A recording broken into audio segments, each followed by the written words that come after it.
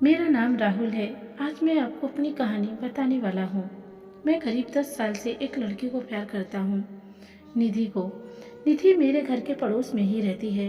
मुझे उससे पहली नज़र में ही प्यार हो गया था। वो मेरे उस समय का प्यार है जब मैं ये भी नहीं जानता था कि प्यार होता क्या है। मेरा कपड़े का बिजनेस है, काफ़ी अच्छा है। मेरी और कोई भी इच्छा नहीं है सिवाय निधि को अपनी ज़िंदगी में लाने की। हम दोनों अभी तो बहुत अच्छे दोस्त हैं। निधि मुझसे सारी बातें शेयर करती है। अभी तक मैंने उससे प्यार का इजहार नहीं किया है। निधि का एक सपना है कि उसे मुंबई जाकर एक्ट्रेस बनना है, फिल्मों या टीवी में। इसलिए मैंने उसका सपना पूरा करने के लिए उसकी मदद की। उसके घर वालों को मनाया और उसे मुंबई में भी छोड़ कर आया था। निधि के पापा उसके बचपन में ही चल बसे थे। उसकी मम्मी के साथ वो अपने मामा के यहाँ रहती है। निधि को उस समय बहुत शौक लगा था। कुछ दिनों तक वो बोल भी नहीं पा रही थी। मामा को पापा कह रही थी। उस समय से उनका परिवार निकल गया। अब मैं चाहता हूँ कि निधि अपना ही सपना पूरा करे, इसलिए मैं भी उसकी मदद कर रहा हूँ, लेकिन शायद उतना आसान भी नहीं था।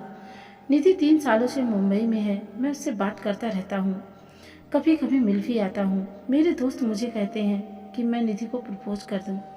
ऐसा बहुत बार उनके कहने पर एक रात मैंने निधि को फ़ोन किया तो उसने वहाँ से कहा, राहुल कहाँ हो तुम? मैंने कहा, निधि मैं राहुल अभी घर पर हूँ। वो बोली, घर पर? मुझे यहाँ एयरपोर्ट पर छोड़ दिया। मुझे कुछ समझ नहीं आया। मैंने बोला, निधि मैं राहुल। वो फिर बोली, हाँ बोलो। मैंने बोला कि मुझे तुमसे कुछ कहना है।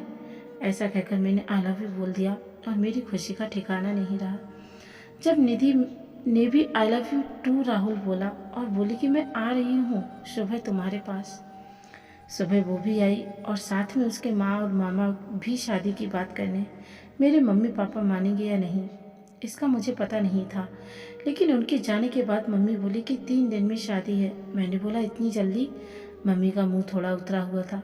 वो बोली, ये सब तुम्हें पहले सोचना था, अब तो जल्दी करना पड़ेगा ना। मुझे घर वालों का रिएक्शन समझ नहीं आ रहा था, लेकिन मैं इस बात से ज़्यादा खुश था कि मेरी शादी निधि से हो रही है।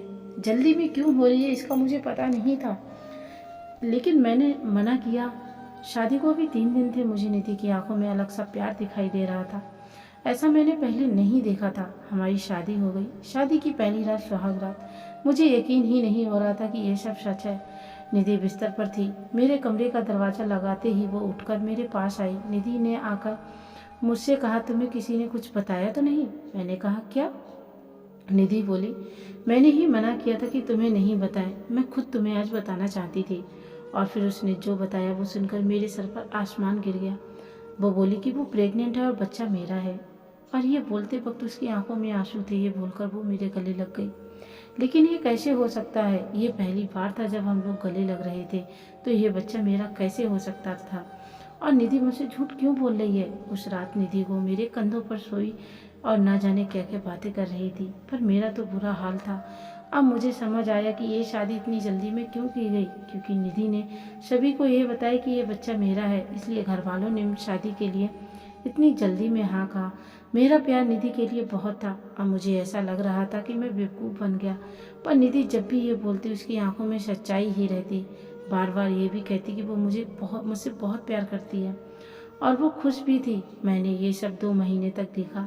इस दौरान मेरे मन में ना जाने क्या क्या चल रहा था। फिर एक रात मैंने निधि को कहा कि निधि ये सब क्या है? ये बच्चा किसका है? वो बोली, राहुल क्या मजाक कर रहे हो? मैंने बोला, निधि तो मुझे सच सच बता दो, मैं तुमसे प्यार करता हूँ। ये बच्चा किसका है? मैं इस बच्चे को अपना लूँगा। वो रोने लगी। बोली, क्या बोल रहे हो तुम? मुझे ऐसा समझते हो? क्या कहना चाहते हो? ये तुम्हारा नहीं है। उस रात मेरे सब्र का बांध टूट गया और मैंने निधि को घर से जाने को कह दिया। निधि उसी समय अपने घर रोते हुए चली गई। हमारे घरों में ये बात पता चल गई थी। निधि मेरे प्यार का फ़ायदा उठा रही थी। फिर एक दिन जब निधि अपने घर वालों के साथ डॉक्टर के पास गई थी, तब एक औरत 55 साल की निधि का पता पूछने मेरी दुकान पर आई।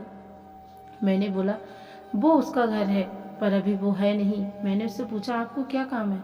वो बोली कि मैं निधि उस रात एयरपोर्ट से उस दुर्घटना के बाद अचानक चली गई।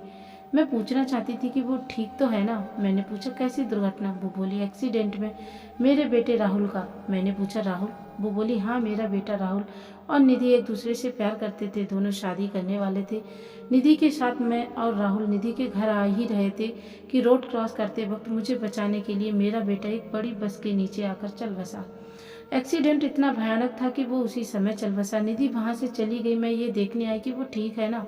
अब मुझे ये सब समझ आ गया था कि निधि जिससे प्यार करती थी उसका नाम भी राहुल था और उसकी आंखों के आगे वो चला गया। इस बात से उसको इतना सदमा लगा कि वो इसे मानने को तैयार नहीं है। वो इस समय सदमे में है और मुझे ही राहुल मान रही है, जैसे बचपन में अपने मामा को पापा मान रही थी। इसलिए उसकी आंखों में सच्चाई दिखाई दे रही थी। मैंने भी ठीक उसी समय उसे फ़ोन किया था और प्रपोज किया था, इसलिए वो इस तरह से बात कर रही थी।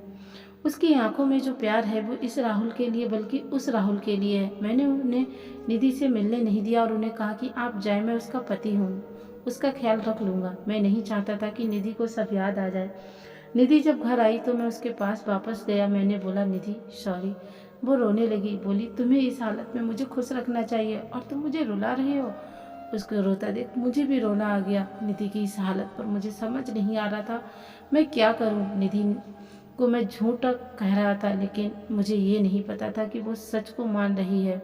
मैंने निधि को मनाया और अपने साथ वापस ले आया। अब मैं उसे अकेला नहीं छोड़ सकता था। मैं जानता हूँ वो मुझसे नहीं उस राहुल से प्यार करती थी, लेकिन मैं तो उससे प्यार करता हूँ और अभी उसे इस हालत में अकेला नहीं छोड़ सकता। निधि भी मेरी है और उसका बच्चा भी। अब हम बस मैं चाहता हूँ निधि खुश रहे। आगे क्या करना है, कैसे उसे इससे बाहर निकालना होगा, ये सोचने का विषय है। पर मुझे विश्वास है मेरा प्यार निधि को कुछ नहीं होने देगा। धन्यवाद।